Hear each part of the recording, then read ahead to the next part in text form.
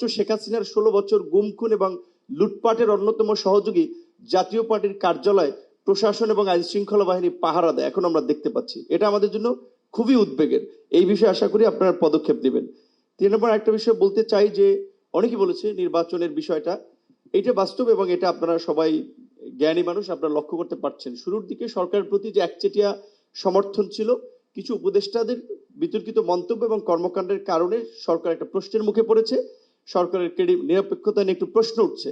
উপদেষ্টা পরিষদকে যদি ঢেলে সাজানো যায় সেটি ভাববেন। এবং মমিনুল হকের মতো আমিও বলতে চাই যে ডিসেম্বরে হলে ভালো, ডিসেম্বরের আগে কেন নয়, এটি যদি বিবেচনা করেন এবং নির্বাচনের না নিয়ে সন্দেহ সংশয় কাটবেই না। সর্বশেষ বলতে চাই যে আমার সহকর্মী এই 8-10 দিন আগে থাইল্যান্ড গেছে।